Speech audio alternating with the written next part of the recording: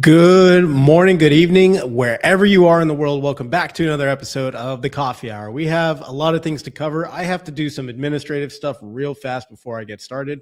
But we're going to be covering some things, that are going to do with some new ETFs that are dropping, some ETFs that got halted from YIELDMAX.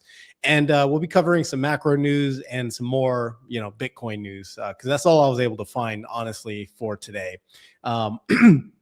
I do apologize in advance if my voice is not, kind of out there because I am feeling a little under the weather. But of course, I still wanted to show up and do this. Oh my God, I keep adding the wrong one. Hold up. I'm sorry, guys.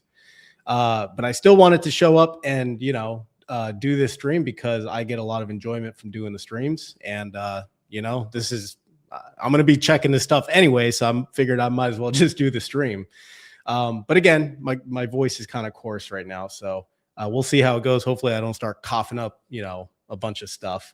But anyways, let me get this over here. Let's add that to the stage. Because something is going on with X, I actually have to manually add this to X. Let's see if I do it over here. So let's add that to the stage. Oh, there we go. All right. So sorry, guys. I just want to get this completed before I move on. Oh, there we go. Wait, what? How's this work? So I need to share. Okay, post this. Okay, that's how it works. Okie dokes. So I see Sean. Hey, appreciate you joining the stream. Always a pleasure, guys. We're going to get started in just a moment. I apologize. I have to get this posted to X, or because StreamYard for some reason does not post to X. So I have to manually do it, which is kind of a bummer for StreamYard because I'm paying so much money for StreamYard. Okay, now that we got that out of the way, all right, should be good now.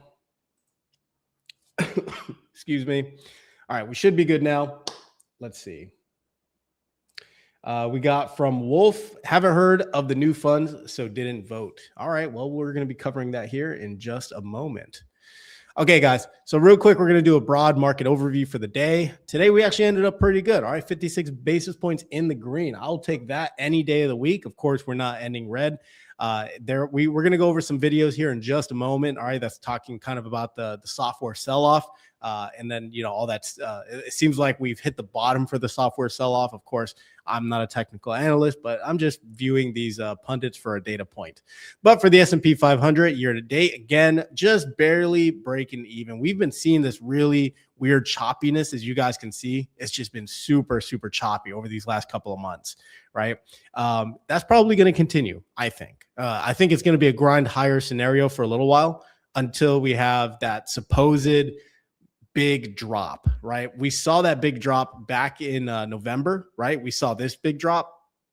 I was listening to another podcast with Mark Newton, who's a FundStrat's technical analyst, head of technical analyst. And he was basically saying that he's predicting somewhere between October and November is when there's going to be another big sell-off, right? Just like we experienced last year. So if that is the case, again, I'm still holding onto a lot of dry gunpowder. Nobody has a crystal ball. A lot of things can change. I don't know what the catalyst could even look like, or what a catalyst, could be. There's so much stuff happening right now, especially in the geopolitical sphere. We also have, new regulations coming out, new bills coming out.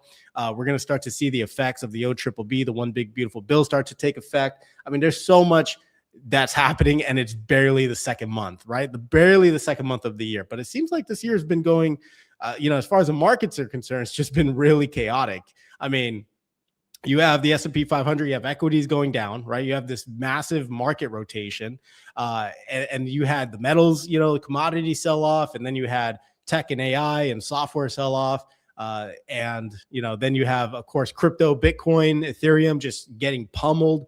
I mean, it seems like there's nowhere safe. And I will not be surprised if, real assets, as they start to rotate, people start to rotate out. Actually, we already see that happening. I'll just share it right now. But we actually, and this is updated as of February 17th. Let me just make sure that this is the latest and greatest. Yeah, it is.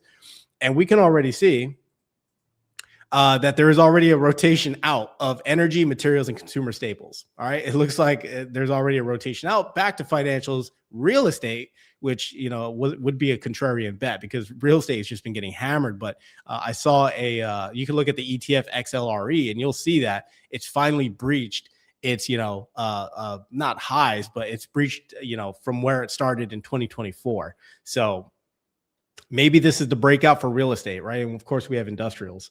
So a lot of stuff is just happening in the broader picture. This is the iShares expanded tech software ETF. I like to look at this again. We're up 1.28%, but over the last 6 months, this has just been getting hammered, absolutely pummeled. All right, down 30%. So this is a pretty big move to the downside, and now I can see why, you know, people are calling for the software bottom. I actually increased my PLTW position by a couple of shares. So, you know, there was a upgrade from Mizu Securities, and I thought that this would be an opportune time because my PLTW position is already down by a substantial amount. So I figured, hey, why not increase it a little bit more? And I know, of course, Roundhill, the leverage plays, the weekly ETFs, WPay, all that stuff. I know that is really an unloved part of YouTube right now, unloved by a lot of investors. But me, I still like the ETFs. I still like the underliers. Okay. NVIDIA just seems to not want to go down. It seems like NVIDIA is the only Mag 7 ETF, or excuse me, the only Mag 7 company that just refuses to get a massive sell-off. And I mean, let's just look at it real quick because I'm curious. I mean, look at that. Like it just refuses to go down, right? From January, we had a 10% decline. Then it jumped right back up, right? It's just, it refuses to go down. Meanwhile, we look at something like Microsoft, and we'll look at the same, 6 months, and we just see a steady decline, negative 22%. We could look at Tesla, which, oh my God. We can look at Tesla. Tesla's doing really, really well, right? So I guess Tesla and NVIDIA refuse to go down. But if we look at, let's see what Google's doing. Let's see Google. Actually, Google's doing really well. I had no idea. I knew Google was doing well. I just had no idea that it was doing well over the last 6 months. Year to date, it's just down 3.6%. Anyways, gold. All right, gold had a nice jump back up. Again, more geopolitical uncertainty. Okay. I mentioned this in yesterday's stream, but there is currently 2 Navy super carrier groups or carrier battle groups in the Middle East right now. There's a high potential or a high probability that there will be strikes on Iran probably this week into the weekend. So, you know, things are getting real spicy in the Middle East. And this is why things like gold start to spike up, right? It's that geopolitical uncertainty. It's that risk that all is starting to play out, right? So this is why gold, starts to go up, because we saw not too long ago, it was earlier, was it late last week, earlier this week, that negotiations were going fine, right? And then we saw the sell-off. And now it's no. We're moving a bunch of cargo and assets, military assets into the region, and then gold spiked back up. All right. So that is how the game is played, guys. All right. This is why macro news is so important. All right. And why everything happening in the broader world affects the stock market, affects things like gold, stocks, equities, Bitcoin, Ethereum, etc. Silver had a really good jump up as well, up 5.6%. Again, still hasn't recovered from its former high. It is still down quite a bit by 33%. And that's year to date. Why is that year to date? Yeah, that is year to date. Excuse me. Year to date, it's still up 6.6%. But again, there's that whole fundamental reason why you would be bullish for silver. So let's check real quick. I just want to check the chat because I see we have some coming in. I've been buying a lot of the good software company. Awesome. That's good to hear. Sean also says, neither have I, referring to the ETFs that we're about to cover. But I am interested in the gold and silver one, so I voted. Awesome. Dan, brother, what's up, man? It's been a long time since I've seen you around. What is going on, bro? Damn. Dude, I don't know how late you're going to be up, but I have StreamYard now. So, I mean, if you ever want to come on the stream and we can talk, I would absolutely welcome that. All right. I always enjoy talking to you. Let's see. Okay. So, all right, moving on. By the way, It's a Wealthy Life. You guys should check out his channel. He's a YouTuber just like myself. He actually he made a pretty sizable. You know what? He made a pretty penny off of Tesla. Right? He made a very pretty penny off Tesla. Recommend you guys check him out. Gary Ball over here says he's going into weapon. Nice. All right. So let's continue on. Bitcoin not doing so hot. Of course it's down. Why would it go up, right? People still think it's going to go down further. I actually increased my IBIT position. I posted all the buys in the Discord community. If you're interested in that stuff, I do post my buys. I don't post all of my buys because some of the stuff is very speculative, higher risk. And I don't want people, buying stuff because I'm buying it. But for those who are wondering, I did increase my IBIT position in Bitcoin.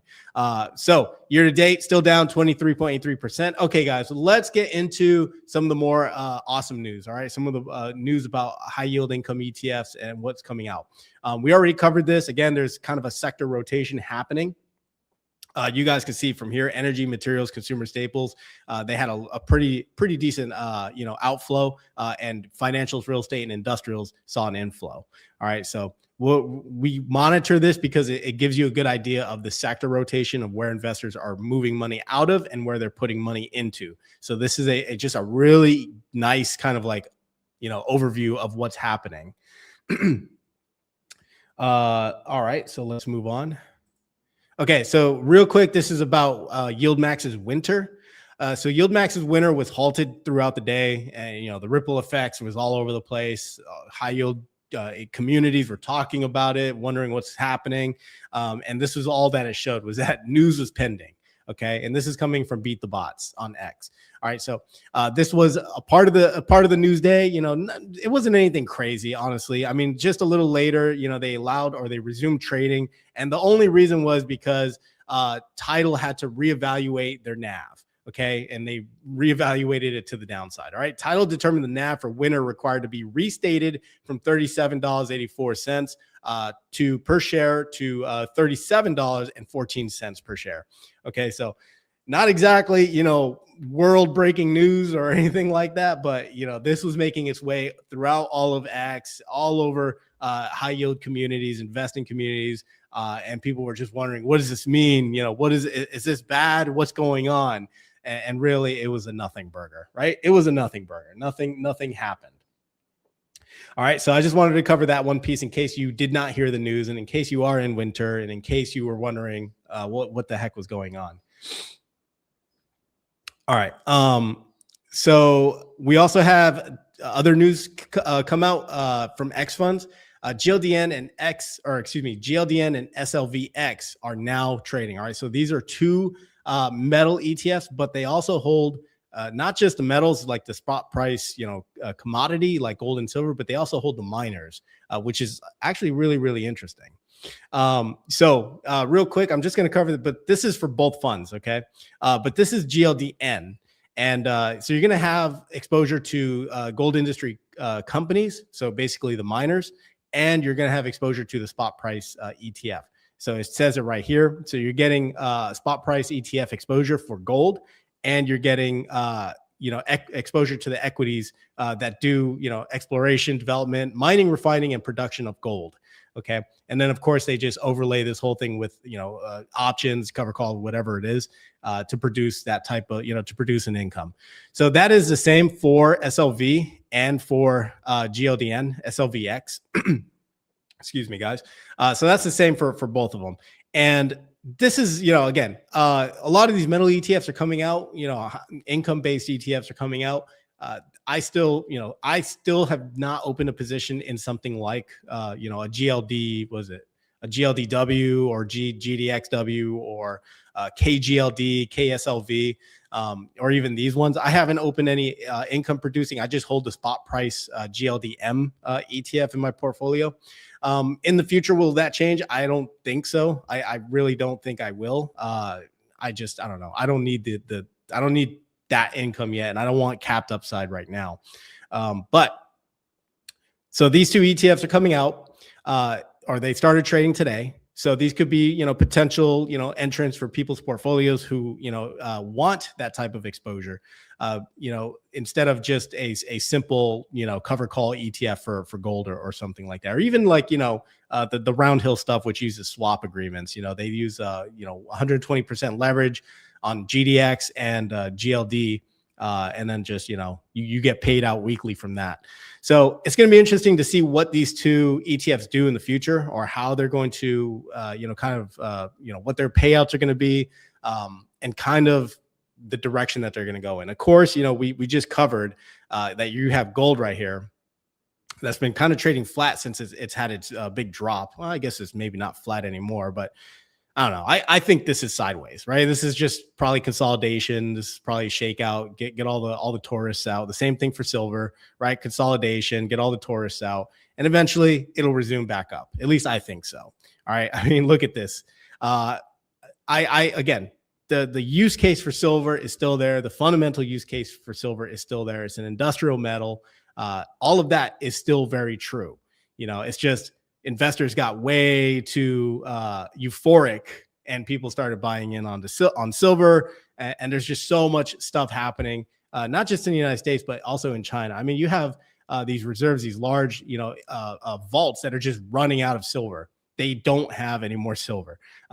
Several banks in China, if I'm not mistaken, has actually increased their margin borrowing requirements in order to trade silver, right? And they even started kicking off some exchanges from trading silver as well. So again, a lot of stuff is happening for silver. Something to keep your mind on. So if you continue to see it trading flat or trading down, don't freak out. Remember why you invested in it. All right. The same thing goes for these ETFs right here.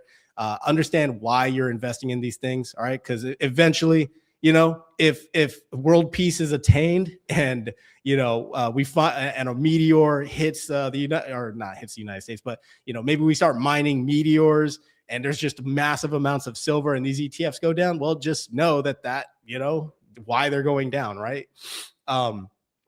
Again, gold reflects the negative market sentiment of geopolitics. Okay. It's a store of value. You still have a lot of big banks, central banks piling up gold. Okay.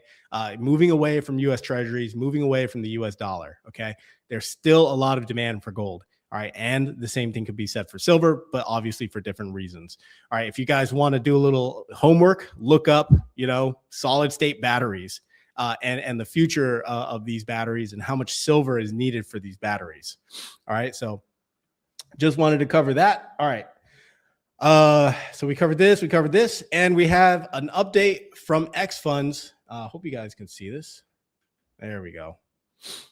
All right. This is an update from X Funds for Nuke X and Weapon. All right. Unfortunately, we have a slight delay to the launch of Nuke X and Weapon. Whenever we launch a new fund, the lead market makers must carry inventory on the first day of trading. It is important that they can make tight market for the bid-ask spread. Our primary market maker was not able to confirm the spreads. While I know this is not the news that many would want to hear, rather than risk our investors getting bad fills on the first day of trading, which is, that's the right thing to do, I felt it was the best to move to a new market maker that can provide an efficient first day of trading. This can happen sometimes for the funds that have some level of complexity, like derivatives and commodities futures. I'm confident that we'll be able to find the appropriate market partners, and we will be back to you as soon as possible with an update. We appreciate your patience and thank you for your support. And this is coming from David Nicholas. So excuse me, guys. So yes, Nuke X, Weapon. A lot of people were waiting for this. Let's take a look at what Nuke X and Weapon is, because I forgot what they were. It's been a while since I've looked at them. So we have X Funds. Actually, it's the same website. All right, so we can go home. I don't know if they have pages for them yet. No, they don't have pages for them. They do not have pages. Yeah. Okay. Let me see if I can find something real fast for them. All right, so we have, we could use AI for this one. You know what? We'll outsource the AI for this one. Okay. So Nuke X is an actively managed fund focused on investing in companies in the nuclear industry. It seeks to provide income by holding equity shares of firms involved in nuclear energy, including utilities, fuel, and technology. This fund represents a specialized thematic approach to investing in the nuclear sector. All right, so that is what NukeX is. What's their name? Roundhill also has one as well. So I won't be surprised if it's kind of similar. But Roundhill actually has uranium UX, and funny enough, I saw it in the Discord. But let's see, where is it? Thematic. Yeah, it's got to be thematic. They're actually holding Sprott ETFs. I honestly never even noticed that. I never looked that deep, but they're holding Sprott ETFs, and we've covered Sprott ETFs in the past, right? Sprott ETFs, they basically they're the market experts when it comes to commodities, whether it's gold, silver, copper, nickel, mining companies, uranium mining companies, et cetera, gold, silver, all that stuff. They are the market experts. And wouldn't you believe it? They actually just hold 2 of the Sprott ETFs. Okay, the Sprott physical uranium ETF and the uranium trust. Okay. So I thought that was just kind of interesting because I did not know that, and I never looked that deep. But yes, so NukeX is coming out with this.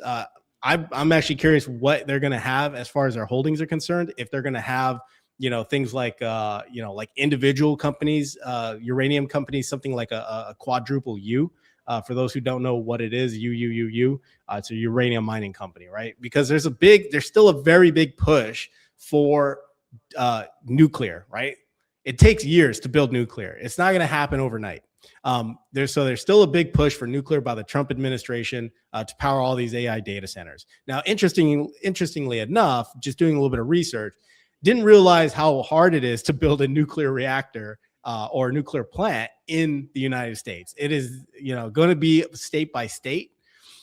Some states don't even want that stuff in their locale. And then not only that, you're currently, and again, this is just based on what I've seen. You have, of course, the left and right, capitalizing on this and saying to their voter base, we won't allow data centers in our state or locale if it's going to increase the power, bill for, everyday Americans. Which, of course, that's a big deal, right? If you're paying extra just so a data center can be there and the data center is not really doing anything for you, then yeah, I would be pretty pissed too, right? If my electricity bill went up. But hopefully, these nuclear power facilities that come online in the future, hopefully that'll be bullish for something like a NukeX or something like, a UX, right, from Roundhill. But it seeks to provide income by holding equity shares of the firms involved in nuclear energy, blah, blah, blah. So this will probably be, just another cover call type of ETF. So let's check this weapon as well. Let's go to AI mode. Boom. Okay. So same exact thing. All right. It's an income-oriented thematic ETF that invests in equity shares of defense companies and rare earth materials. That to me is a little interesting, the rare earth materials, but defense companies, of course, because it's weapon. So you're going to have, probably drone companies, Lockheed Martin, you're going to have Raytheon in there. You're probably going to have a lot of these defense contractors, probably a ton of drone companies that are coming up. Like Red Cat, and you also have so you have Red Cat, you have Ondas, I forget the other ones, but there's a ton of them. So I would not be surprised if they're in this ETF that comes out in the future. And of course, if you're thinking about this current administration and what their goals and objectives are, rare earth metals, critical minerals, getting off China's supply chains, beefing up the defense, budget, spending money like it's like a drunken sailor, then of course, that would be beneficial to all these defense companies, right? All these defense type of companies. There's another company, or not another company. There's another ETF out there called Shield, which is similar. It's from Global X.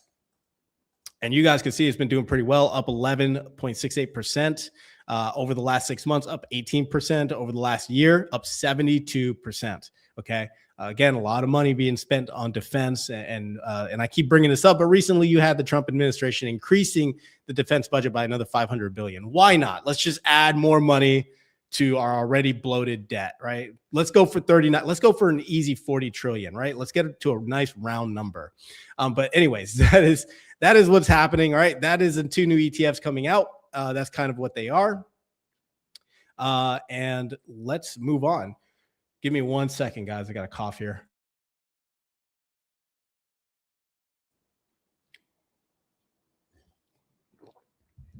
All right. So for me personally, I'm not going to be opening positions in either of these. I just don't see the need to, for me personally.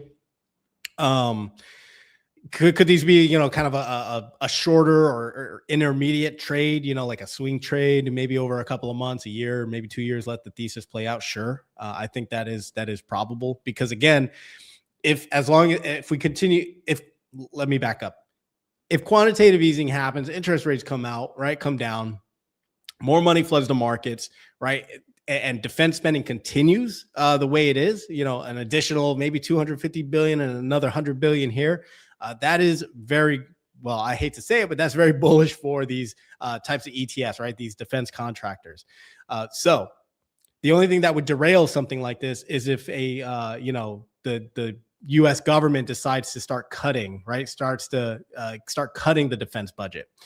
Usually you'll hear that from the administration. You'll hear that from the Secretary of War, Pete Hegseth, or Donald Trump, or maybe we get a new administration in the next couple of years, and they want to bring down that defense spending. So again, at least over these next couple of years, I can see defense spending continuing on the trajectory that it is. All right. We also had two other new ETFs drop. All right. That's EdgeQ and EdgeX from Global X. I like Global X. I followed them for a long time. I did not know that they were actually a Canadian company for a while. But yes, they came out with their own, basically their own cover call ETFs, right? They have some of the old school ones, right? QYLD, XYLD, RYLD, right? For the NASDAQ 100, for the S&P 500, and for the Russells. So now they came out with two new ones with kind of a difference in strategy, which is really interesting, right? So this one is going to be paying, what is it, weekly, I think, if I'm not mistaken. I saw that they were going to be paying this weekly. Let's see. Distribution frequency weekly. Boom, right there. Okay. So why would you pick up an ETF like this, a potential weekly source of income? You're going to have upside potential because of the way they're managing this ETF. They're going to sell call options and dynamically adjust positions based on market conditions, seeking to navigate volatility, maintain exposure for potential upside capture to the large US 500 listed equities defined by the selective index, and generate income. Okay, so you're still going to get that S&P 500 exposure. It doesn't look like they're using any kind of leverage in this ETF, which honestly is a good thing. So this could probably fit as like a core in your income sleeve, right? In an income portfolio, this could probably fit that quite nicely, in my opinion. Okay, so right now they're going to target for 9% annualized distribution rate. We just had TPay from Roundhill come out, and they're targeting a 9%, or excuse me, a 10% for TPay. So for Global X to come out and say, hey, we're going to shoot for 9%. I mean, there's got to be something to this target distribution game, right? There's got to be something there. This is, at least in my opinion, a good signal that these ETFs are all here to stay, right? These ETFs are definitely here to stay. They're not going away anytime soon. So again, this just traded 50 basis point gross expense ratio, which is honestly is not that bad. I think X pays 45 if I'm not mistaken. But we also have one for the NASDAQ 100, which is, the triple Qs. Same exact deal. Okay. Same exact deal. But this one's going to target a 13% annualized distribution rate. Of course, everything is going to be subject to change. One of the big things you got to think about, especially with these target distributions, if we have a really bad bear market, right, where we're just like we did in 2022, all the way up to October, where it's just a grind lower scenario, and these things are continuously paying out a 9 or 10%, distribution, whatever it is, weekly or when annualized. I mean, if the index returns 2% for the year, right, and it paid out a whole 9 to 13% or a 10% or a 20%, that is how you come to NAV erosion. All right. So keep that in mind. Consider that as part of your risk management. Again, if the S&P 500 has a good year, right, it's up, 10, 15%. And again, we still have this, 9 to 13%, 9, 10, 13% distribution.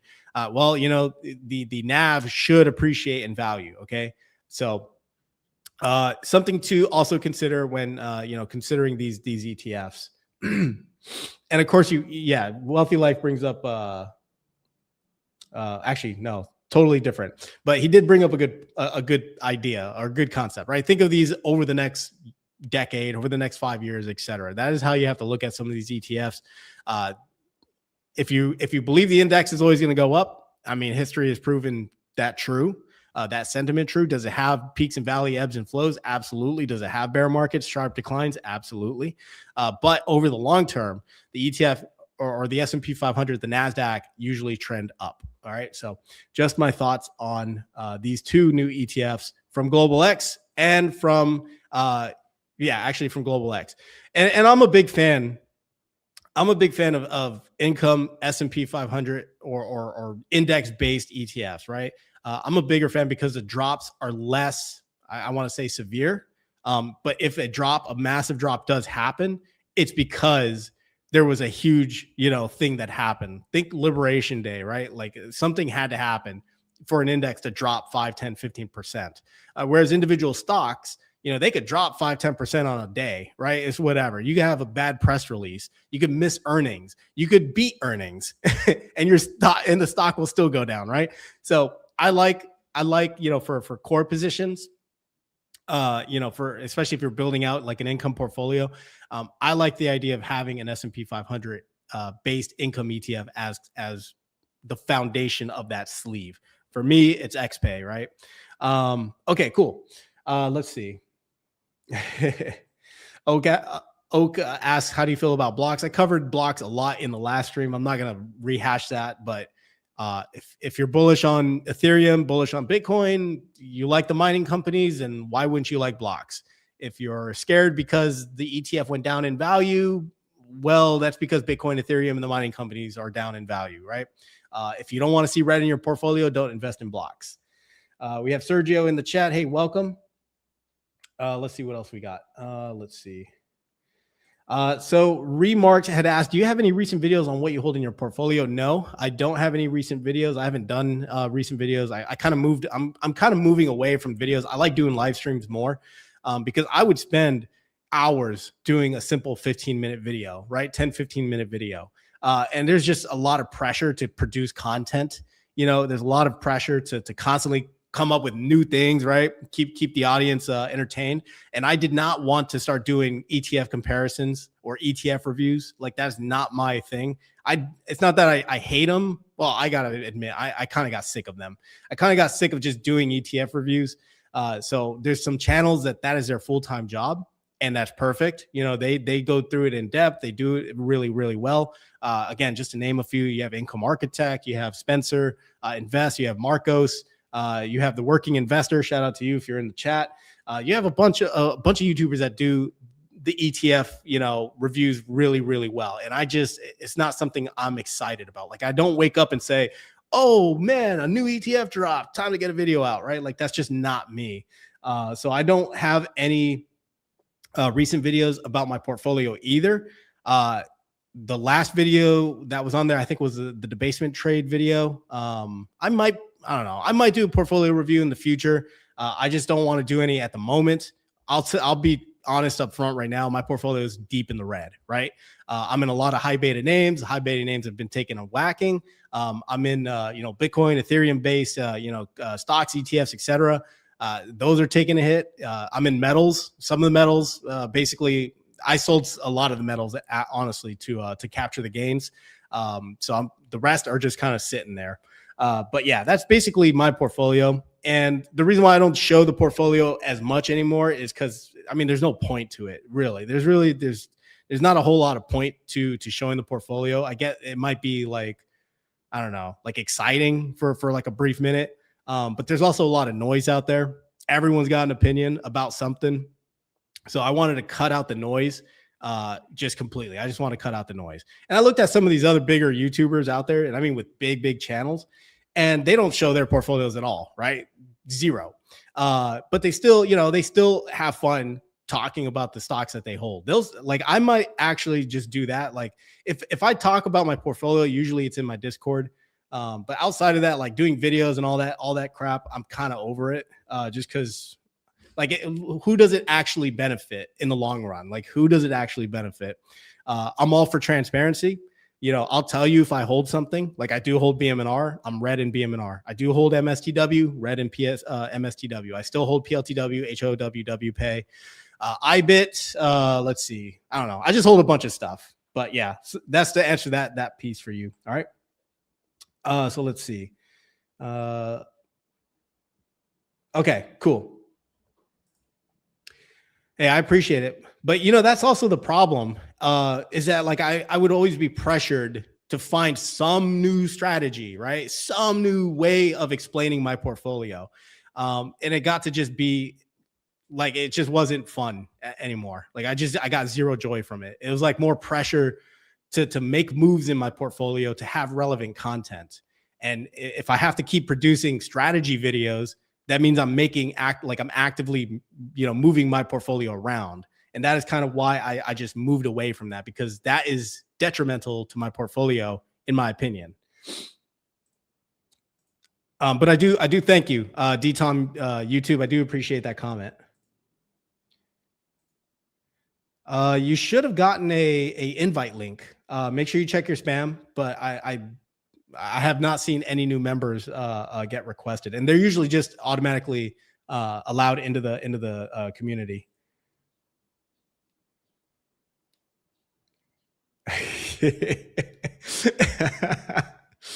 I don't know what video you might be referring to, R14 Real, but honestly, he's not on drugs. That's just how he is. Like, that is just how he is.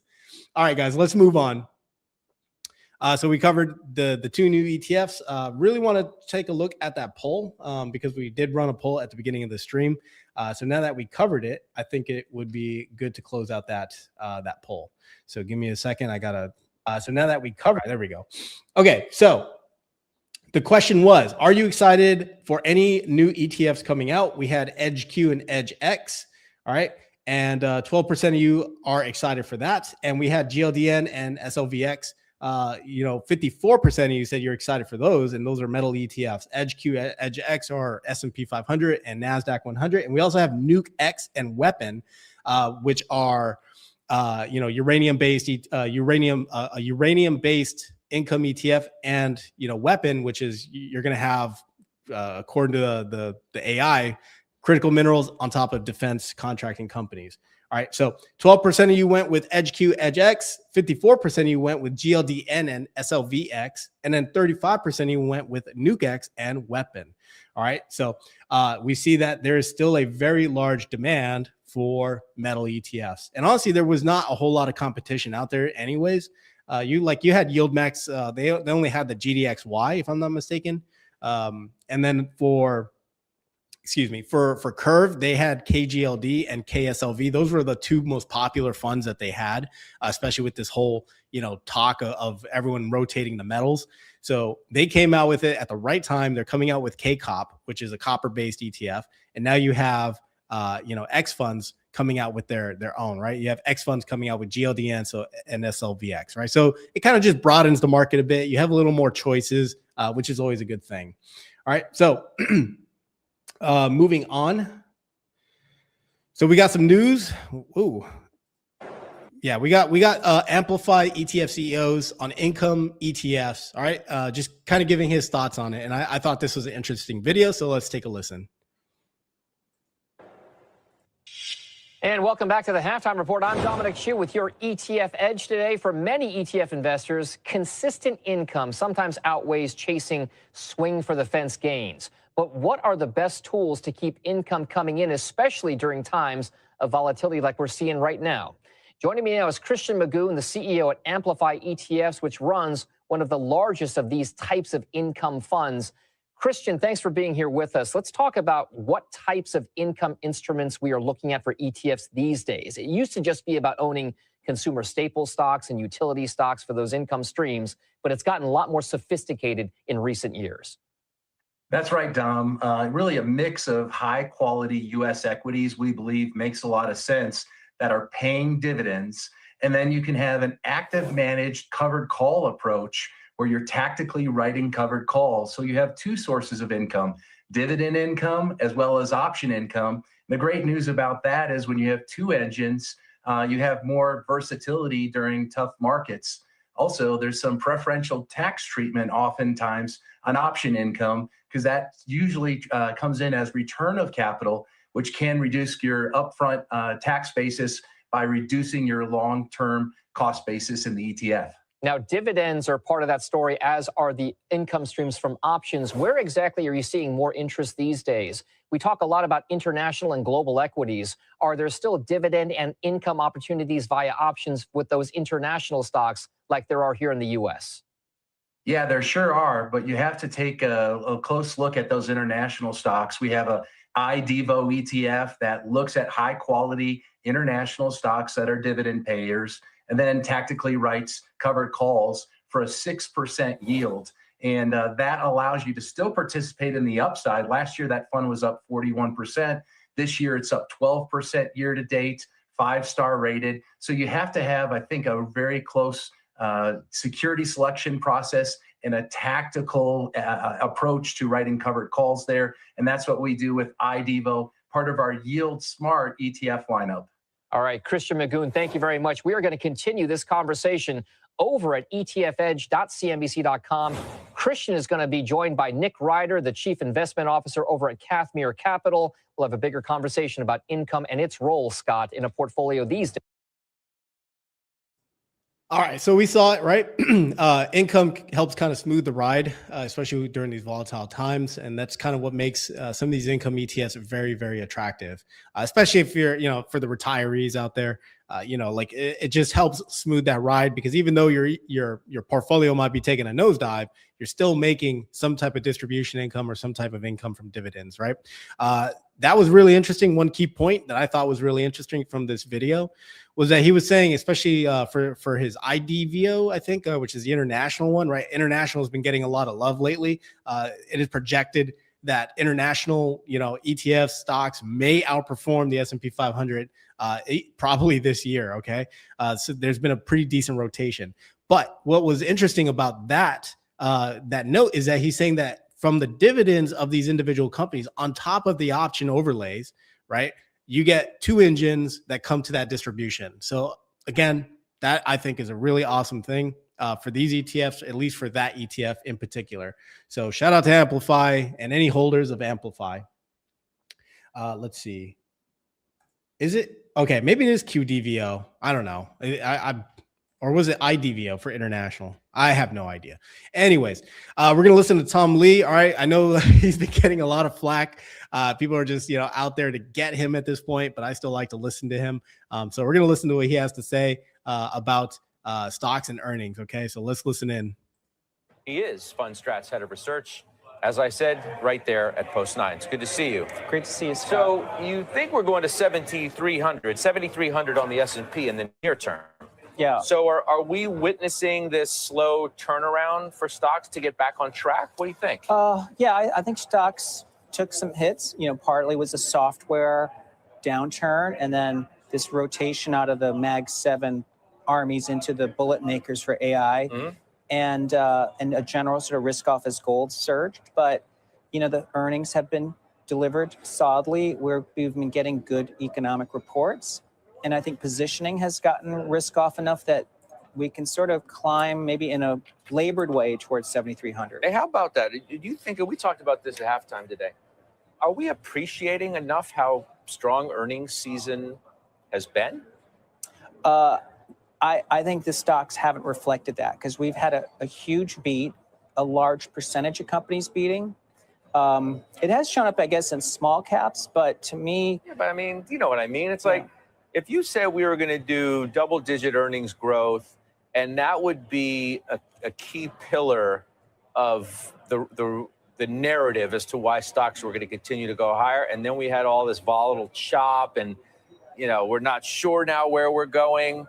You just said, well, if we're going to do that kind of earnings growth, we're going to be just fine. Yeah. I mean, there's this old adage that it takes a whole lot of E to offset PE, meaning, like, you're right, the earnings have been good, but things that have affected multiples are what's causing the market to come in. The AI, a new Fed chair, potential war. So you're right. I think the fundamental anchoring is actually good. So that means stocks eventually kind of re-anchor to that and we go higher. So you say there are three key trades: rotation back to the Mag 7, the IGV bottoms, that's software, and crypto bottoms. But you're not suggesting that those three items have happened, are you?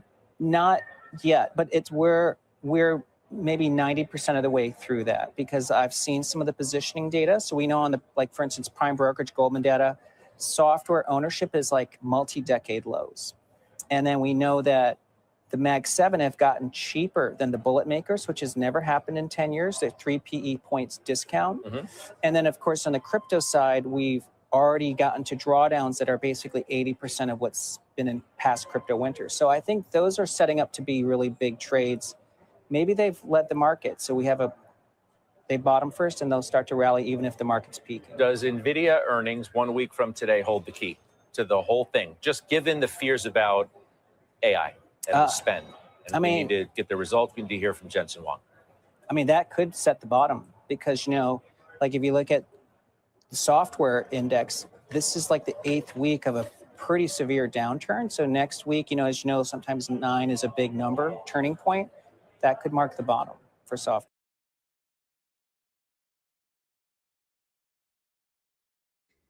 All right, so you guys heard it. He believes we're pretty much near a bottom or at the bottom for tech. There's still, again, a lot of geopolitical stuff going on. We have a potential war happening in the Middle East, which I explained earlier. You know, there's 2 aircraft carriers, battle groups that are in the region or one that is heading towards that region. There was a lot of cargo, a lot of military assets moving in that region. So, you know, again, geopolitical risk, instability, et cetera, that's bullish for gold. I see we have Citizen of the Year in the chat. And have we discussed IDVO yet? Actually, we just did. But yeah, I'm not going to go back. Anyways, let's go here, right? Again, just looking at IGV. I think I deleted it. Right. So looking at IGV, and we see that, you know, over the last year, right, it's just, it got absolutely pummeled, right? Down 30%. But we see that nice rotation that's starting to happen. Okay. I think, you know, we'll probably start to see more sell-off in this area. Not saying that energy is bad or anything, or materials are bad, or utilities are bad, or anything like that. But Tom Lee was basically saying that there is going to be a rotation away from all this stuff back into the Mag 7. Okay. There was a report out. I don't have it. I was looking for it, but there was a report out basically saying that more hedge funds, I think it was like 30 in the 30 percentile, maybe a little under that, hold the Mag 7. So again, Mag 7 has gotten, you know, some of the Mag 7, not all of the Mag 7, have gotten beaten down pretty badly over the last couple of months, Microsoft being one of them. All right, so we'll see how that goes. We have Retire on Dividends say, is Tom Lee ever right? Well, he's a perma-bull, so has he ever been wrong? I mean, that's probably a better question. But anyways, moving on. All right, we have Citigroup talking about the software sell-off. Okay, so again, we're going to go back to the IGV ETF and talking about that. But you know, if you're in a lot of software names, this stuff is pretty important. This is what I like to listen to. So let's have just a brief listen in. All right, it's a short clip, 3 minutes and 44 seconds. Let's get into it. Research analyst Tyler Radke, and Tyler, it's good to see you. Thanks for having me. I mean, have you been busy just kind of talking clients off the ledge? I mean, how has it been? Given the fact that so much of the group has undergone this indiscriminate selling, how do you advise doing an assessment and figuring out, you know, what's been overdone? Yeah, I'm not sure if my job as analyst or therapist, right, sure. with some of these moves. But look, I think this has been painful, really unprecedented, the volume of selling. And I think what's been particularly disorienting for investors is Q4 earnings have been pretty solid. You've seen beats and raises, new business trends have accelerated, yet pretty indiscriminate selling. Now, I think what's interesting, though, last week we had some companies report, HubSpot, one name in particular. You've actually seen that up 3 days in a row after some pretty indiscriminate selling. And this AI trade, this concern on AI is actually broadened out beyond software. So it feels like we're getting close to the bottom. I would say you still want to be selective. There is a lot of uncertainty out there. I think these stocks are pricing in a lot of that uncertainty. Our favored names are the ones that we think still have the best sort of AI stories. So those tend to be names like Microsoft, the big hyperscalers, or names that really have exposure to this data layer, where they have business models that monetize and generate revenue from compute, which is ultimately going to be the future of this industry. Microsoft is in such an interesting spot. It kind of brings together so many of the dominant themes. I mean, investors just feel like they've lost all patience with the companies that are spending all their free cash flow. in CapEx. And so how do you isolate kind of the software dynamics within it and their entrenched place in terms of the enterprise? Yeah, so it's a unique company, right? Yeah. They have the second largest cloud business on the planet, but they also are a large application business, productivity. We're all using Windows. Mm-hmm. My view is they're well positioned on both. I think people look at it and say, hey, this is a software company, isn't there risk? But they have the distribution, they have the users, they have all your data too, your email, your texts and Teams, your note taking in OneNote. So all that data is ultimately what's going to be powering AI. And so whether it's Copilot, and look, as a Copilot user, I've been a little underwhelmed, but we're starting to see that momentum really increase. They talked about accelerated usage. I've noticed I've started to use it a little bit more. We think, you could potentially see some price increases down the road. Mm-hmm. And then on Azure, right? I mean, they're growing below where actual demand is based on intentional supply constraints that they have to make. So ultimately, I think the numbers are going to continue to accelerate as we look at the revenue growth. We do think that they're well positioned, and it's actually trading at a discount to the S&P 500. Yeah. It's only happened once in the last decade. That's proven to be a good buying opportunity when that's happened. So where do you think companies are going to have a harder time kind of getting back the benefit of the doubt? What types of companies seem like they're in the penalty box to stay? So I think that the issue really lies if you are a software company and you are not accelerating growth. That's what investors want to see, which is tough, law of large numbers, or you're giving some meaningful margin improvement, because software, for the most part, it's still not that cheap, right? There's a lot of stock-based comp, which has drawn a lot of scrutiny. So if you're not accelerating growth and you don't have a great margin story, and maybe you're viewed as one of these legacy software as a service businesses, I think those are going to be sort of in a tough spot. Now, maybe it gets cheap enough, you get value investors attracted, but those would be the type of companies that we would sort of stay away. So what do you guys think? Are you still bullish on AI or not? You still buying AI company names or not? I'm still very bullish on AI. I don't care what the narrative is out there. This is the next industrial revolution, the next information age, right? This is that wave, that colossal wave that's coming. We see it so fast. I posted, if I can find it real quick, I'll post it here, but there is just so much going on for AI. There's so much bullish tailwinds for AI. The biggest bear case against the AI trade is the amount of spending, right? The amount of spending by all these hyperscalers, $600 billion on CapEx. These companies are raising cash like it's going out of fashion, and they're spending it, on chips, on talent, on building data centers, buying chips from NVIDIA. I mean, you had some news that came out, and this is old news, but of course it would get brought up, right? So you had SoftBank, Korean, huge bank, and they basically said, hey, we sold all of our NVIDIA shares, right? But they talked about this last year. They sold all their NVIDIA shares so they could raise money to put it towards OpenAI. And then what did OpenAI do? It went right around and bought a bunch of NVIDIA chips. I just don't feed into the fear of this AI bubble. You have so much crap happening. You have physical AI, robotics coming out. There's a video, and I can't find it right now. Maybe it's in here, but there was a video of this Chinese robotics company. Here it is. Let me see if I can show this to you guys. Hold on. But there's this video, and I think it's kind of scary, but this is the way the world's moving, right? And this isn't to strike fear in anybody, but this is real. Like, look, I don't know if this is fake, but it looks pretty damn real to me. Oh, can't, yeah. But yeah, you have this happening right now, right? Like, they're training robots. They're training robots to basically hold an M4 and go out and start shooting up the place, right? Like, this is pretty wild. This is the direction that the world is moving towards. Of course, one probably 5.56 round into the chest of a robot will probably take it down. I don't know. But this is crazy, right? This is AI. This is where AI is heading. It's not going anywhere. You still have Amazon, huge, right? Large warehouses, industrial centers, etc. They're replacing a lot of their workforce with robotics. You have manufacturers replacing their workers with robotics. It's going to get to the point where you don't even need a worker to make a hamburger, right? It'll just be a robot that makes a hamburger. So that is extremely deflationary. That's why there's this theme coming out that AI is deflationary, right? Especially in the real estate space, right? A lot of office REITs, office real estate investment trusts that own large office buildings, they're getting pummeled. They might be doing okay right now, but in the future, they're going to get really pummeled because it's bearish for them.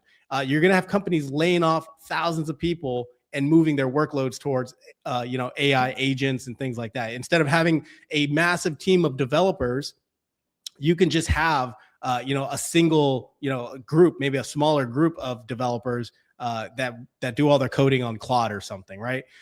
All of this is coming, guys. All of this is coming. There's no reason to be bearish on AI. Even the circular financing story that was all the rage just a couple of weeks ago.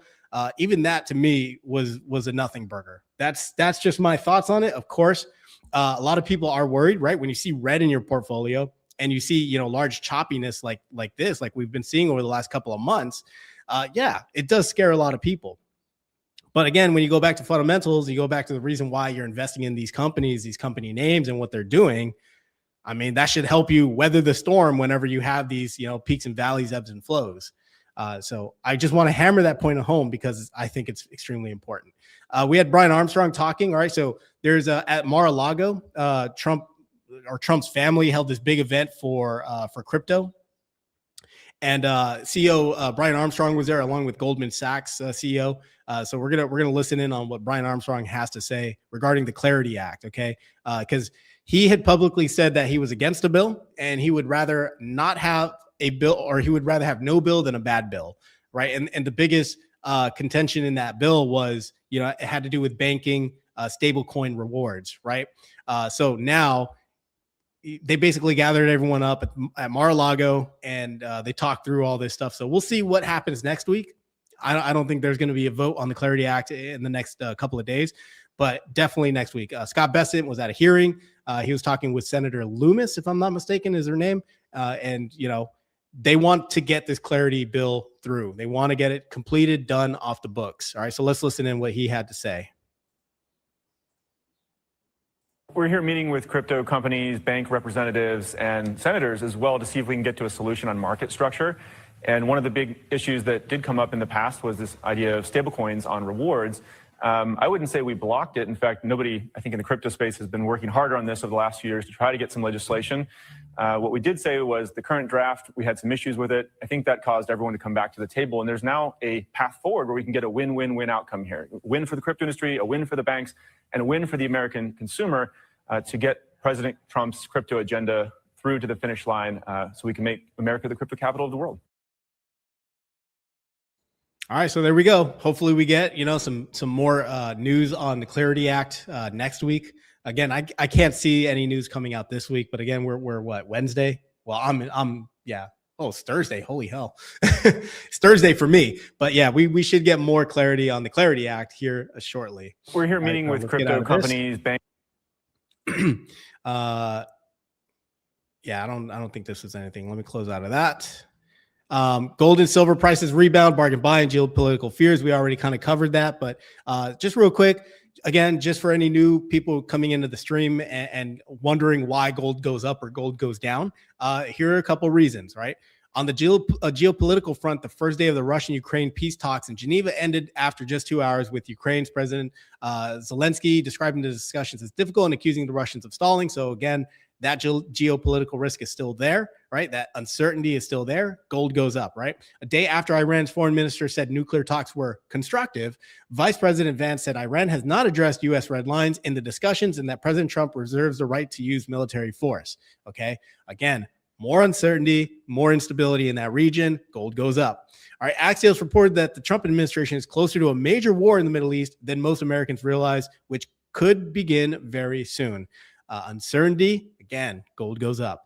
All right, so that is pretty much why gold either goes up or goes down, and it has a lot to do with, geopolitics, central banks. There is a chart out there with how much central banks have been buying. Again, I always use the example that China, which is, again, the second largest economy in the world, they have been offloading U.S. treasuries and buying a lot of gold, right? Putting a ton of gold into their coffers. So, I mean, what does that tell you, right? Let's see. This was pretty much a nothing burger. Okay, so I thought this was a fun little article, but it's when will Bitcoin cross back above 100K? See what the prediction markets believe. All right, so this is on Kalshi. So according to the data from prediction market Kalshi, traders are increasingly skeptical of a near-term rebound. So when will Bitcoin cross 100K again, according to Kalshi data? All right, 40% before January 2027, 34% for before October 2026. July 2026 is 24%. And you guys can see as the closer we get, it just goes lower. I don't know when there's going to be a rebound. I'm just dollar cost averaging, whenever I see a pretty decent dip. I really do still think we're going to go into the 50s. All right. There's a lot of videos out there, a lot of analysts, market analysts that aren't just pumping fear, right? These are people, they've been around the game for a while. They are still thinking that it's going to head around 35, 38,000 a coin. If you're to take Bitcoin's high, of what, 125K, 126K, subtract 90% or 80% of that, and you kind of get those ranges, right? Because that would be a typical, Bitcoin winter, right? A typical Bitcoin sell-off. So we'll see. There is potential, although a small probability of a V-shaped rally for Bitcoin. I'm not saying that. All right. I don't believe that. That is just what I've been hearing and what I see on X or see on YouTube, that usually following these very sharp declines, there's usually a sharp rebound. So we'll see if that happens. It does look like Bitcoin, again, is just consolidating at these levels, and if we'll push higher. Again, we have to break that 70K in order to, or 70, 72K in order to go up to 80. If we don't break that and it gets rejected, then we're probably going lower, much, much lower. All right. I thought this was really, really cool news. Brazil proposes a national Bitcoin reserve similar to the United States. It targets 1 million Bitcoin over the next 5 years. Just for context, that is a lot. That is a lot of Bitcoin. All right. If they're targeting 1 million over 5 years, Strategy, which is the second largest holder of Bitcoin after Satoshi Nakamoto. Okay. So if Brazil is targeting 1 million Bitcoin, what is that, right? Is that a bullish signal, right? But right now it's a bill. Lawmakers just introduced it in Brazil a couple of days ago. They still have to vote on it and then figure out ways to fund it, right? So Brazilian lawmakers have reintroduced a bill to create a national strategic sovereign Bitcoin reserve known as RESBIT, proposing the gradual acquisition of 1 million Bitcoin over 5 years. The bill also allows for the collection of Brazil's federal taxes in Bitcoin and offers incentives for public companies to engage in Bitcoin mining and storage. All right, transparency is a central feature of the proposal. The bill mandates public disclosure of RESBIT's Bitcoin holdings through the internet-based platform, enabling auditing by the public. I pray for the Brazilian people that these politicians don't have any access to these damn wallets. They don't have any of the keywords or anything, and that the money or the Bitcoin are stored with, responsible custodians, because, corruption is a thing and people stealing money is a thing. But anyways, this is, again, just kind of reminiscent of President Trump's March 2025 executive order, further directing federal agencies to explore Bitcoin accumulation from seized assets without new taxpayer cost. All right.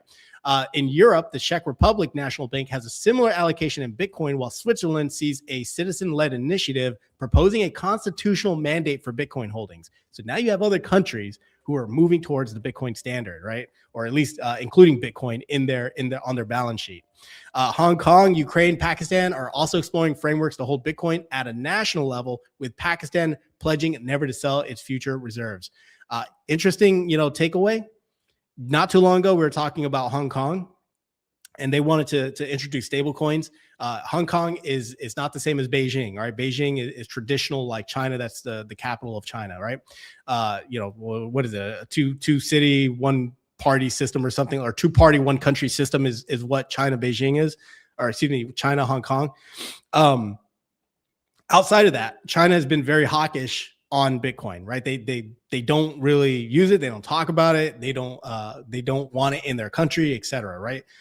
Russia, they did have it, but they also moved towards not allowing it within their country. And of course, after the United States, led the initiative to kick Russia off the SWIFT system, it just made all the more sense for these countries to look towards, BRICS and getting off the US dollar, but also the people who couldn't move money through SWIFT, right, to get money out of Russia, what did they do? They probably put it into Bitcoin or some cryptocurrency. Okay. So I thought this was really interesting. I don't know. I don't know how it's going to turn out, but this is probably a bullish signal for Bitcoin. How long it'll take? We already have a couple U.S. states creating their Bitcoin treasuries, right? And this is at the state level. I believe Texas is one of them. All right. So again, you have states also moving towards that. This is another big piece. All right. This is from the Mar-a-Lago meetup. Goldman Sachs CEO David Solomon says he now owns Bitcoin, but that's not the biggest news, right? Goldman Sachs says David Solomon, long known as a cryptocurrency skeptic, disclosed Wednesday that he now personally holds a very, very limited amount of Bitcoin, right? I mean, that's not really the big news. What I thought was interesting was this. Solomon used his appearance to articulate a vision where traditional finance and cryptocurrency are not adversaries, but components of a unified system, right? It's one system. It's our system. He said we have to do it the right way. He emphasized that tokenization will be super important as large-scale technology platforms continue to reshape market infrastructure. We know that at the Davos meetup, where all the wealthy elites met up, right? Countries, you had large banks, large institutions, financial wealth funds, et cetera. They all met in Davos, and everyone was talking about tokenization and cryptocurrency.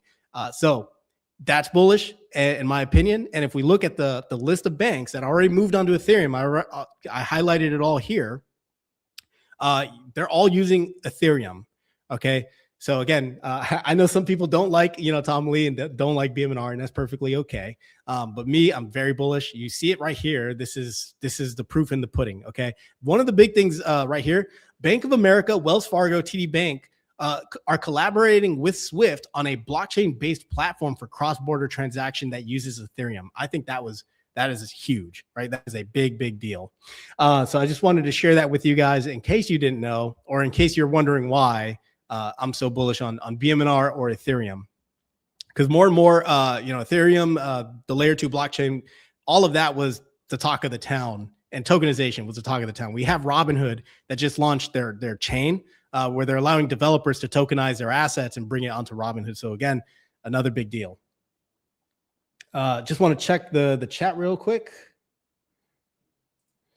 So we have Wolf saying, personally, all these news stories sound positive to Bitcoin and Ethereum. That is true. It could be a sell the news type of deal, right? Just, sell the news and then dump later. But again, if you're a long-term holder, you have, 5, 10, 15-year time horizon for this stuff.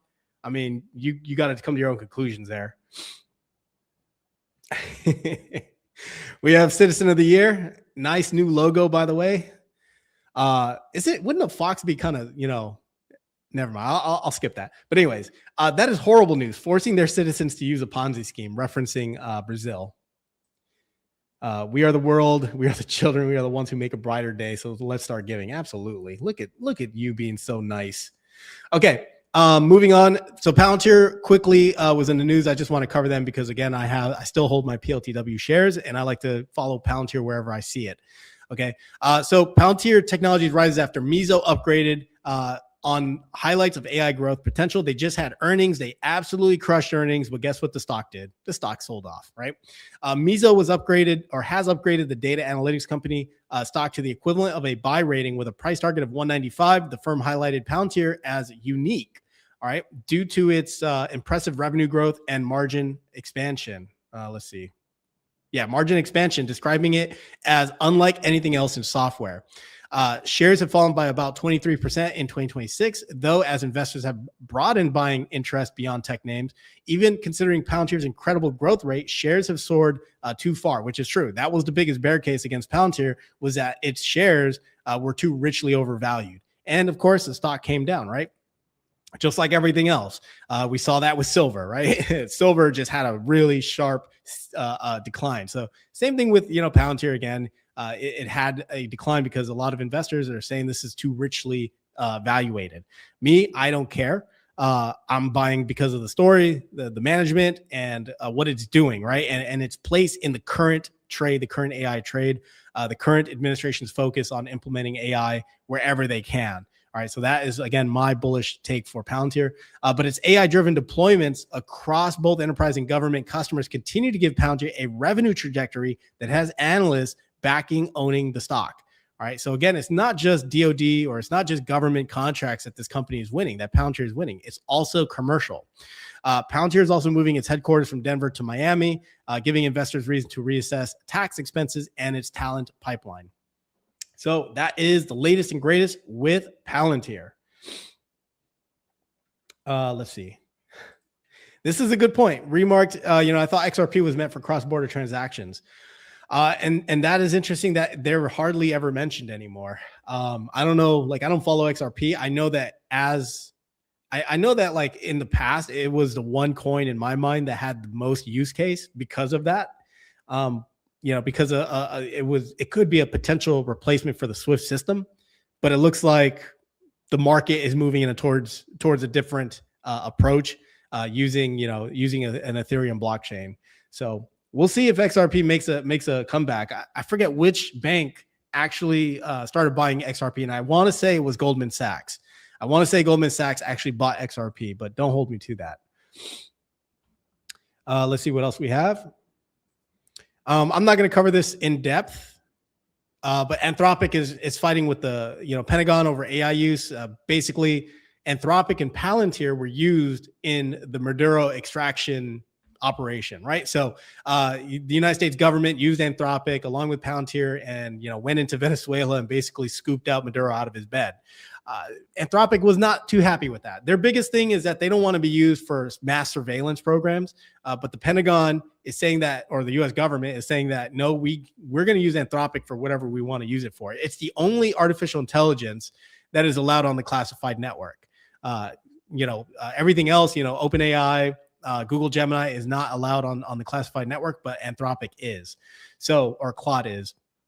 So that is a huge deal. Again, Anthropic is looking to IPO later this year, fighting with the U.S. government right now. In my opinion, not a smart move. They just brought on a former Trump cabinet member, or not cabinet member, a former Trump member, staff member, I guess, or aide, whatever you want to call them. So Anthropic beefing with them is not a good look. Again, they have a huge contract, about $200 million worth with the government. And, the Secretary of War, Pete Hegseth, already said, like, if this is going to be a problem, then you're going to become a supply chain risk. Okay. He discusses it somewhere down here. Let's see. Yeah, here we go. So if Anthropic ultimately does not agree with the DoD's terms of use, the agency could be labeled as a company supply chain risk, okay, which would require its vendors and contractors to certify that they do not use Anthropic models. All right, the designation is typically reserved for foreign adversaries, so it would be a huge, complex blow to Anthropic. All right, the company was founded by a group of former OpenAI researchers, executives in 2021. It's best known for developing a family of AI models called Claude. All right. And Anthropic announced earlier this month that it closed a $30 billion funding round at a $380 billion valuation, more than double what it was worth in the last raise in last September. A big deal for Anthropic because they're talking about IPOing. So, I mean, if they IPO and they're already a $1 trillion company, $1 trillion market cap, I mean, that's going to put them way back. That's going to put them above a lot of companies, right? We talk about the Mag 7 and the Mag 10. Maybe now there's going to be in the Mag 15 once you start adding in all of these AI companies with these really crazy valuations. But yeah, Anthropic, beefing with the Pentagon over this right now. I don't know if I don't know what that's going to do to Anthropic, especially when it IPOs. If the government contracts are their biggest moneymaker, that could be a huge problem for Anthropic. And that would probably scare off a lot of investors, in my opinion. I don't use Claude. I'm more of an OpenAI, ChatGPT kind of guy. But, I've heard a lot of good things about Claude, definitely a lot of good things about Gemini. I just don't personally use Anthropic. But that was the latest and greatest with Anthropic. All right, so we also had last bit of news, and then we'll kind of move on from the news segments. And then, I don't know, maybe we'll open up the line or something. But Fed officials split on where interest rates should go. Okay, so this, I think, is a big, big signal, basically, that we're not getting rate cuts. I mean, we kind of already know we're not going to get rate cuts. But there was a line in there that was rather interesting. And they're talking about potentially raising rates if it comes to that, right? It says it right here. Some participants commented that it would likely be appropriate to hold policy rate steady for some time as the committee carefully assesses incoming data. And a number of these participants judged that additional policy easing may not be warranted until there was clear indication that the progress of disinflation was firmly back on track. Moreover, some even entertained the notion that rate hikes could be on the table. All right, and wanted the post-meeting statement to more closely reflect a two-sided description of the committee's future interest rate decision. So, they added that, and they're saying, well, we just want to keep it open just in case, right? We can't always just be talking about rate cuts. But still, I mean, I think that, last year you had Paul Tudor Jones, and you also had, Tiger 21's Michael Sonnenfeld talking about this. You also had Kathy Woods talking about this, that there is a possibility for rate cuts or for rate hikes this year, right? Because if the Fed moves and the government moves into this QE phase where they're just printing money like crazy and inflation gets out of hand, they're going to have to hike rates again, right? So the possibility that upward adjustments to the target range for the federal funds rate could be appropriate if inflation remains above target levels. All right. So I just thought that was really interesting. That's coming out of the Fed minutes. All right. So that is pretty much the whole thing. All right. That is the whole stream, guys. I'm just going to check. I'm going to check the chat. I haven't checked it in a little bit. So Blepo says live chats are the best. That's what I'm talking about. We also have from Build 8324, Powell needs to go. Well, he will be out of here in May. And then hopefully we get Kevin Warsh. Kevin Warsh, I don't know what's like. I'm still digesting it. He was a monetary hawk in the past, but Trump's going to put a guy in the seat who wants to cut interest rates or who's going to do what Trump says. That's just the truth, right? It would not be unheard of because it has happened in the past where the Fed and the Treasury are basically working in tandem on interest rates, monetary policy, et cetera. It has happened in the past. And then eventually, that's when it came out and said that the Fed needs independence. So we'll see what happens. This year is going to be absolutely crazy. Let's see. Yeah, Dan, let's get you on, man. Let me get you on. Let's see, invite a guest.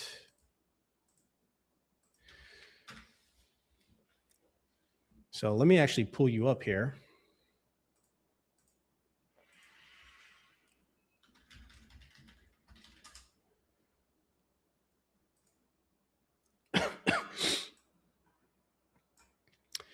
So it's a wealthy life. You guys should check him out. He doesn't cover a lot of like the high yield stuff. Very, very, kind of traditional, in my opinion, but very, very good. All right, let's bring him on. Oh, Dan, what's up, man? Hey, what's up? Man, I haven't heard from you in a minute, man. How have you been? Good.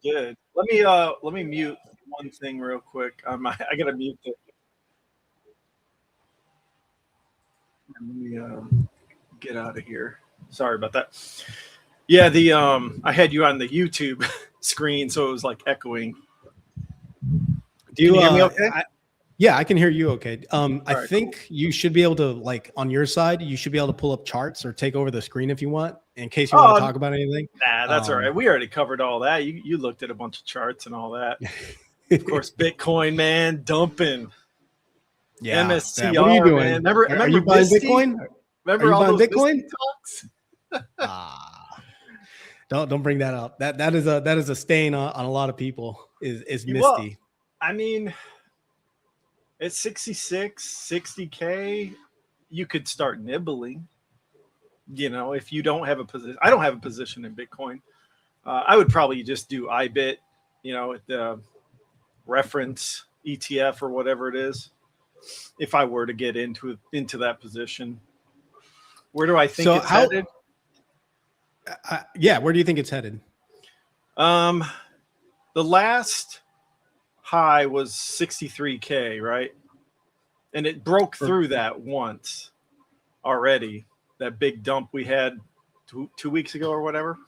Oh yeah. I'm talking about the high 5 years ago, right? It struggled at 63 quite a bit. you know, and it broke down to 60. I could see it maybe retesting that 30 level if we got some weakness in the SPY. We have to see market weakness, because Bitcoin is really just an extension of risk on, right? So if the market goes risk off, we could maybe get it to 30. I don't know. Maybe. Yeah, that's a big maybe. Like you said, there's a lot of institutional buying. There's some governments looking to get into it. So it might just hold the 60 level. It might just chop around here for a while, you know. So how have you been navigating all this volatility in your portfolio? Because I know you do a lot of like options, and I mean, you shared your portfolio like a couple of times, and I mean, there's like 100 damn things in there. So I'm just curious, like, how are you navigating all of this, you know, volatility, this rotation, market rotation, you know, that kind of stuff? I've been just being real patient, taking my time. I wait for earnings, right? So I waited. That mutual fund I'm in, this Fidelity Select IT software services. I've been in it for 15 years. I'm up 700%, and it's weighted 25% Microsoft. So I waited for earnings because we had a weak market. I was like, man, this thing's going to sell off. And of course it did. It dropped below 400 a share. And I was like, all right, this is my chance to nibble a little bit more into that mutual fund, which the dividend is awesome. And every year I get like my whole initial investment every single year now. So over 10 years, you know, you're going to recoup your initial investment. So I bought another 25,000 in that mutual fund. And then 2 days later, I did it again. So I added another 50K to this thing. Dang, you monster. But I'm just taking my time because we could see another leg down. If more news happens where they're seeing companies get dropped, like CRM, let's say CRM, Salesforce gets dropped by some other big name, like let's say a auto company or some big Fortune 500 company. If they drop CRM because of AI agents, then yeah, we're going to see another leg down of all the software stocks. Microsoft, I mean, they throw the whole baby out with the bathwater, right? Usually they'll throw everything out. They don't care what it is. They're not going to specifically target one stock like CRM. They'll target everyone. They'll say, oh, we're getting out. We're going to gold. Or they're rotating though, because the SPY is still at almost all-time highs. It's barely even dipped. What's the SPY at? Like 680-ish? Yeah, I think the SPY, let me pull it back up here. It topped at 700. Like it didn't cross 700, I don't believe. Yeah. It's so, I mean, we're still doing really well. Like it's just been these like choppy. Yeah, they're rotating because I still hold Pfizer from 15 years ago, and whenever Pfizer goes up, that's a risk off move. And so they're rotating from tech stocks into Target, Pfizer, UPS, anything with a dividend, anything that's safe. Look at Target stock. I made a lot of money in that one. That one's up to 115 a share. It was down in the dumps, down at 87 a share. So they're rotating into these. You see that little rotation there? Yeah, 6 months, it's up 10%, which is a big move for Target, you know. Yeah, Target doesn't exactly move this way. No. Yeah. Well, you know, and so that's what you got to realize is that this is just a rotation, and eventually they'll get sick of those value stocks and they'll rotate out of them and back into growth or back into tech. Hell yeah. It might take 3 months, it might take 6 months, but you know, here's the thing. They're going to see some major earnings come out that are good, and then they'll get right back into the swing of things. They can't miss out. They'll get FOMO. They always do. So what do you? So I'd like to get your thoughts on two things. What are your thoughts on all of the sell-off happening to these tech names, even though they're putting up good earnings, or bad earnings, right? They sell off either way. And then two, Palantir. no, not Palantir specifically. The AI trade, because you've been bullish AI for as long as I've known you. And I think the audience would definitely just benefit from having someone other than me talk about AI and why I'm bullish on AI. So I would like those two thoughts. It started with Oracle. Oracle's the canary in the coal mine. Look at the stock. Pull it up real quick, and it'll tell you everything. The reason why this AI trade is going south is because, and I sold 3 puts at 240 a share, and now I'm down 30%. I'm down like $28,000 on it, which is not a big deal. I don't care. Like I'll keep selling covered calls, and I'll hold the stock. I don't care. But anyways, so Oracle is they have contracts for $500 billion in data centers, right? And they're struggling to raise capital from the private markets and public markets, institutional markets, whatever. That's what's scaring the market, is there's so much hype and potential investment that they're worried these AI data centers aren't going to get built due to either funding or NIMBYism, not in my backyard. I've seen it here in Michigan. There's already places already rejecting, data centers going in. You're hearing it all throughout other states as well. There's a couple states that are going forward with it, like Indiana and I don't know, probably Texas as well. But so there's some struggle there. That's what they're scared about, is the funding and then the build out of these AI data centers and then the return. If you're going to fund $500 billion, like what, how are you going to get a return on that? Right. And Oracle diluted, they raised, I think they sold 20 billion in shares. So they diluted recently. It all comes down to Oracle, OpenAI, and it's NVIDIA, this whole trade that is going, kind of semicircular, and Microsoft, right? Yeah. And Microsoft's involved in that. And Palantir is somewhere in the mix, like kind of in between them all. Obviously, it sounds like they use Anthropic, Claude. But yeah, I think once some of this, the funding gets cleared, as far as like, okay, this is going to happen. Here's the returns. Here's what we expect over the next 5 years. Oracle's got to prove it out. OpenAI's got to prove it out, right? I mean, you're not going to be able to survive without buying these AI agents. My brother and I work with my brother. We write software, and we just signed up for OpenAI's. It's called Platform. It's the enterprise platform, quote unquote. And you're not going to be able to survive without it. So you're going to have to be on one of these platforms in order to get the efficiencies and survive in the business world. So yeah, that's my take on it. Wall Street's just always scared, They have a reason to sell.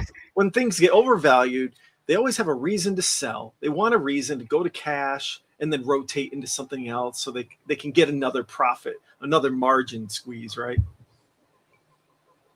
Yep. Now I got to ask you, because I know we have a lot of people in the chat who they either invest in MicroStrategy or not. And I know you've been a perma bear on MicroStrategy. Yeah. So I would love to hear your thoughts on this and everything that's kind of been going on. Because I've been covering it. I've been covering MicroStrategy for a long time, the last couple of days. Yeah. And like whenever we have these large dumps, it's like whenever we have these large dumps, that's usually when I see you come into the chat, and then you'd be like, MSTR sucks, and then you run out the door. So it's like you come in, you throw some fuel on the fire, and then you run out, and then we don't hear from you for like a couple of Well, I've been super busy. I'm starting this 3D printing business side hustle. I'm in my man cave with a couple of 3D printers there. Nice. So I'm kind of sharing that on the channel, and that's how I've been growing the channel. There's a big 3D printing, craziness going on. There's a lot of people involved in it. So it's worked out pretty well for me for the channel growth.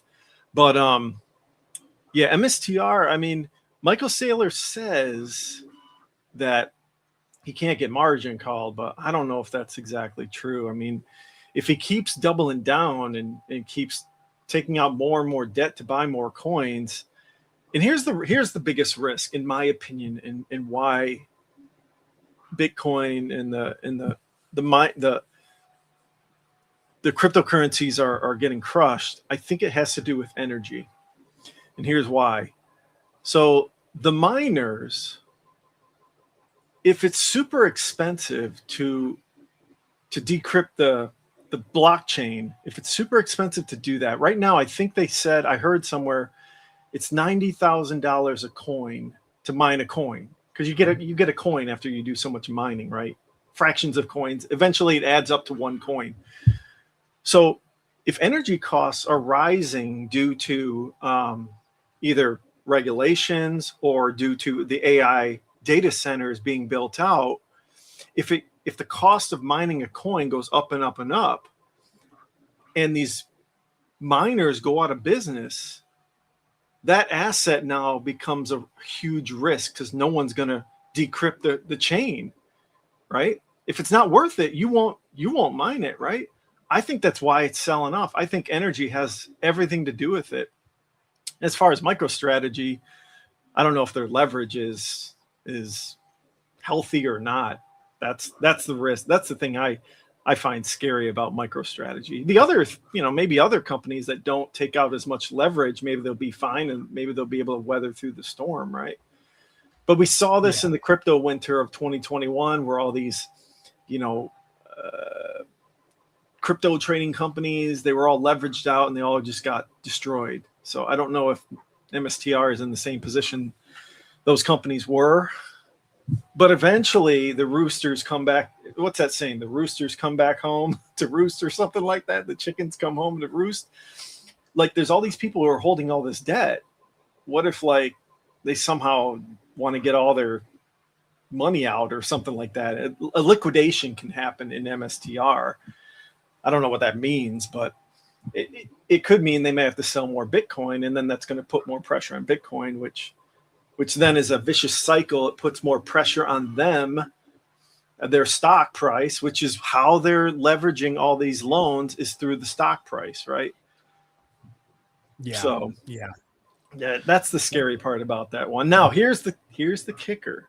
If you really are a believer in Bitcoin, once MSTR collapses, is the time to buy. As soon as it's done collapsing is the time to buy, because everyone's waiting for that. Everyone's scared about Bitcoin because of MSTR, that leverage, right?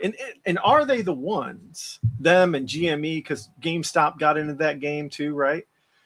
Are they the ones who pumped it up to 120 a share, or 120,000 a share, right? Or a Bitcoin, I mean, right? Why isn't it going up? So that's an interesting thought. That's an interesting take. I mean, I have a difference of opinion, of course. Especially as far as I know, their convertible debt, their convertible notes, they don't come due for a couple of years, and even then, it'll just turn into MSTR shares, right?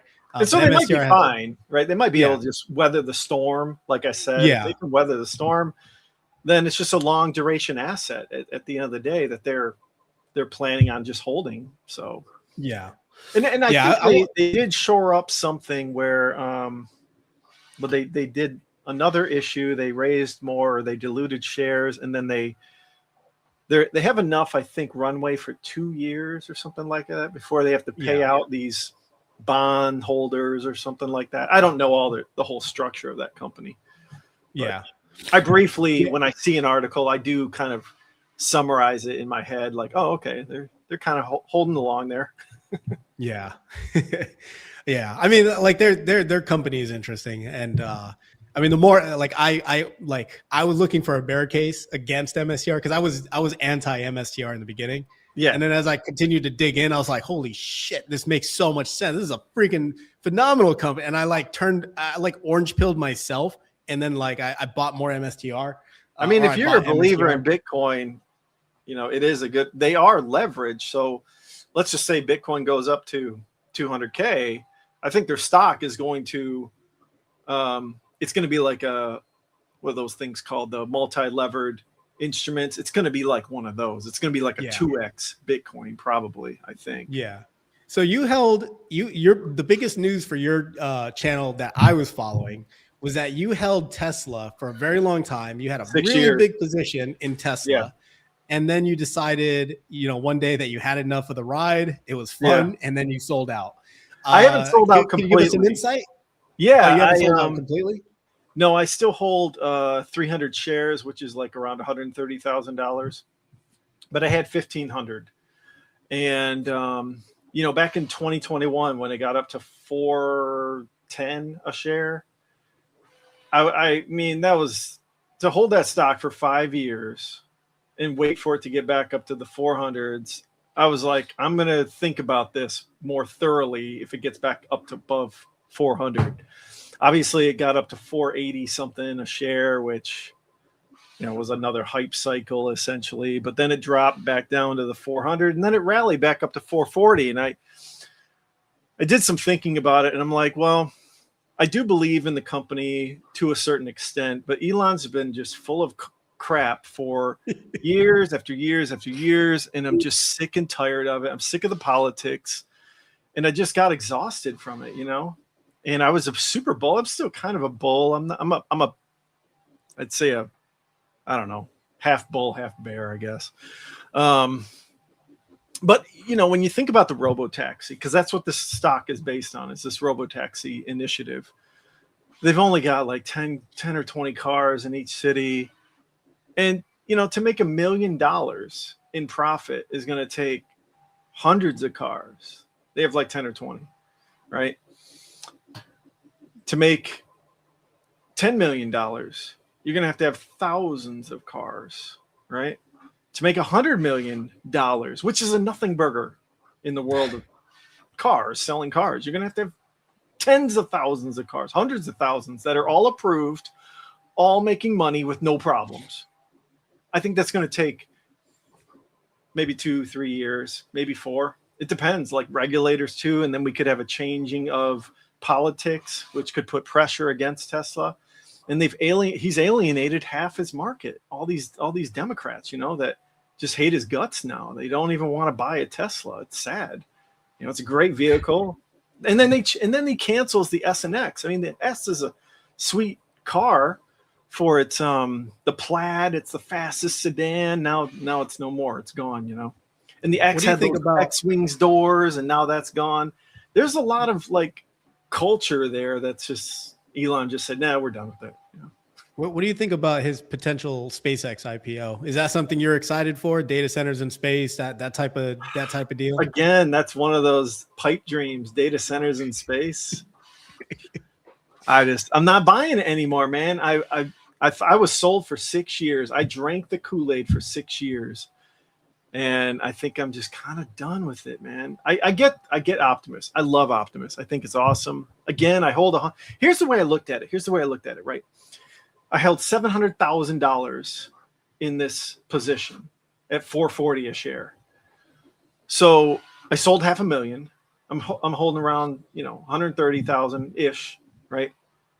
And I said to myself, okay, if Elon is right and robotaxi is going to 10x and the Optimus bot is going to 10, 20, 100x, right? Then my 100,000 will be worth $10 million if it 100x's. Cool, I win. I don't need to be this. I wanted to be a multimillionaire with this position and 10x it from here. And I said to myself, do I really need that stress and try to become this multimillionaire? No, not really, because I can still just collect 4% or 10% or this mutual fund I'm buying for 10, 15% of a dividend with some of that money going in it. I'll still make money with this 500K I sold on Tesla. So I figured, I'll still make money. And if Tesla 10x's, great. I still got a small position. I drove in my business partner's Tesla trucks in New Orleans last month. A lady flipped us off and was like yelling at me. See what I'm saying, man? Like, it's just like he pissed off so many people. Bro, hey, man, when Teslas were getting attacked, last year, mid last year, whatever it was, when Elon was on some type shit, dude. Yeah. I felt so bad for the Tesla owners because they have nothing to do with any of this. I know. They don't even care. Cars are getting keyed and getting burned or whatever. They're replacing the Tesla logo on their cars with like a Honda with like an H and the bumper sticker. I didn't think of Elon or something like that. I forget what they say on those things, but yeah, it is what it is. You hold a stock for 6 years and it gets back to a level it's at a 200 PE. Forward PE, I think, or something like that. It's like, what is it? Yeah, the PE ratio is 382 on Tesla. So it's like, I sold at a super high PE, and hey, year over year over year, their numbers have been just going down and down and down. They're not selling cars like they were. Yeah. And so it's like all those things factored in. I'm like, I'm going to sell a chunk, a decent chunk, and then slowly rotate it into some other names. I got a position in Oracle, which is an open AI position basically. And now TikTok, they own a portion of TikTok or whatever. I'm not saying Oracle is a better investment, but have you kept up with OpenAI potentially IPOing this year or next year? Is that something you'd be interested in? Depending on the valuation, right? I don't know, because here's what happens. They'll say today, we're going to come out at what are they saying? $1 trillion? $1 trillion valuation? Yeah. And then that's what they're that's what they're valuing themselves off of. Like Anthropic just came back with what 360 billion like valuation. Right. Well, and then a week before they'll start coming out and wanting a higher bid, right? They'll come out at, Wall Street is willing to bid up to 1.5 trillion, right? And it'll open up around 1.5, 1.8 trillion. And then you're like, okay, what's left for me and you? Oh, it's got to go to 10 trillion before you and I see anything, right? Mm-hmm. That's the problem with these hype. We haven't had a hype IPO cycle yet. We have not had one yet. So no. Last year we saw some good IPOs come out. Last year we saw some good IPOs. Yeah, but we haven't seen anything since I think it was 2019 or 2020. There was one year where we had a ton of great, like the year Uber IPO'd, I think, or something. I don't know. We've had a few years where we had some really good hype IPOs. Remember Beyond Meat? Remember that one? Beyond Meat, dude. I did not follow the IPO cycle or cycle, whatever. Dude, I didn't follow them like real like at all. Beyond Meat, it opened up at like $30 a share, $80 a share, I think it was. It just went all the way up to 200. It was so much fun. I didn't get really too much involved in it, but I was watching the charts. Well, that's like the Newsmax stock that IPO'd last year. Look at that. Look at that chart. Look at that chart, bro. Did they dilute? No, they didn't dilute, I bet. That's just raw nasty. It just came out, right? And then like this was, when Trump, was all over the news, and it's a conservative media and all this stuff, and it just pumped up like crazy. Look at the math here. It's right now it's at a 700 million. Let's call it $1 billion market cap. Just round up to $1 billion. It's at $5 a share. This thing was trading. Let's see here. 5. So 20 times 5 is 100, 200, 40. It was trading at a $40 billion valuation. For a news media site, bro. Like that thing spiked to 40 billion market cap and then dumped. Oh, I would be so upset. Man, just think there's somebody still holding up there at 200. Oh yeah, bro, it's coming back, bro. I'm telling you, bro, it's coming back. It's coming back. All right. Anyways, brother, look at what's the other one? It's not DWAC. That's what Trump was. What DJT? Look at DJT. It went up to 170 when it was DWAC. Yeah, go back all the way 5 year. There it is. It got up to 100, I guess. Jesus, it spiked up. Yeah, I remember that one. That's that's another reason why, like Tesla, I still think it's like a Trump Elon hype. Like, because it spiked up to 400 when he got elected, dumped back down to 200, and then recently got back up to the 480 or whatever. And it's because Elon bought at 380, right? But he was buying so that he could get his payout, right? And that's a whole nother thing, man. That freaking pay package of his. Dan and audience, as I would love to keep going, but I actually have people waiting for me, so I have to get going here in a few minutes. I appreciate you having me on, man. Hey, it's always a pleasure to talk to you, man. I always have a good time. But for the audience, check out him on YouTube. Definitely hit subscribe. All right. But yeah, Dan, it was a pleasure to have you on, bro. For everyone else, it was a pleasure having you guys on the stream, going over the news. As always, have a good rest of your night, good rest of your evening, rest of your day, wherever you are in the world. And I will see you all in the next stream. You guys take care and appreciate you guys joining us for this stream. Dan, thank you. Always a pleasure. Yeah, see you, man.